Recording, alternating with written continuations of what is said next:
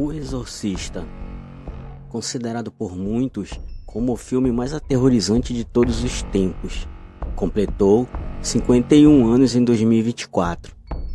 Foi em março de 1973 que a Warner começou a exibir sessões de teste com o público, antes de lançá-lo oficialmente, em novembro daquele ano. A produção marcou o cinema, não só por amedrontar plateias, mas também pela qualidade técnica. Neste vídeo, separamos uma curiosidade assustadora sobre o filme. Você sabia que ele foi inspirado realmente num caso real? O longa conta a história de Regan, menina de 12 anos, que sofre com a carência de não ter a mãe, uma atriz famosa de Hollywood, sempre ao seu lado. Para matar o tempo em que passa sozinha com a babá, ela resolve brincar com uma tábua Ouija, que serve para conversar com espíritos. O tempo passa e a garotinha exemplar começa a se tornar uma adolescente rebelde, falando muitos palavrões e demonstrando um comportamento definitivamente anormal para alguém da sua idade. Móveis se movendo sozinhos pela madrugada e objetos levitando são a cereja do bolo dos acontecimentos para lá de estranhos que acontecem na casa desta família. Após uma hipnose, Regan mostra que tem mesmo o diabo no corpo.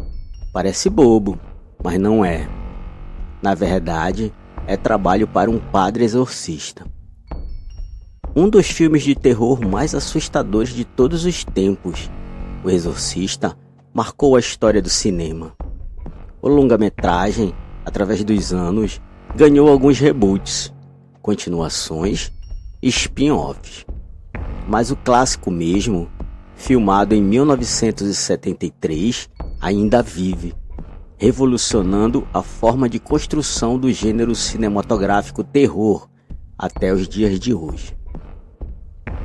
Com a direção de William Friedkin, o longa é baseado no livro homônimo de William Peart Blatty, publicado em 1971. Na trama, em Georgetown, Washington, uma mãe vai gradativamente tomando consciência de que sua filha de 12 anos está tendo um comportamento anormal. Deste modo, ela busca os conhecimentos de um psiquiatra, que também é padre, que logo passa a desconfiar que a jovem está possuída por um demônio. Ela solicita então a ajuda de um segundo sacerdote, especialista em exorcismo, para tentar livrar a menina do terrível mal. Mas o filme O Exorcista realmente foi inspirado em caso assustador ocorrido com o ex-cientista da NASA? Exatamente. Conforme informações pesquisadas, pouca gente sabe, mas O Exorcista foi inspirado na suposta história de um garotinho de 13 anos que teria vivido em 1949 na cidade de Cutage, em Maryland, nos Estados Unidos. Na época, jornais locais espalharam terror com as notícias de uma possessão demoníaca na cidade, todas baseadas em fontes anônimas. E foi responsável por ser a base de um dos filmes de terror mais icônicos da história do cinema. Apesar da história ser conhecida, o que muitos não sabem é que o enredo da obra é inspirado por um supostamente real acontecido com o falecido engenheiro da NASA, Ronald Edwin. Na época, com apenas 13 anos, o garoto começou a notar diversos eventos paranormais em sua casa, em Maryland, nos Estados Unidos. Além de presenciar batidas e arranhões na porta do quarto, relatos também apontam que o jovem sofria com objetos sendo arremessados por forças misteriosas.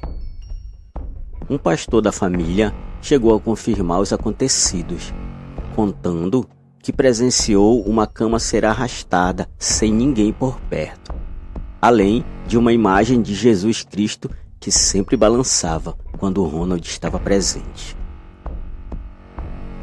Em 1949, o menino foi submetido a uma série de exames médicos e psicológicos que não encontraram nada de errado, além de, também, ter o caso estudado pelo Laboratório de Parapsicologia da Universidade Duke.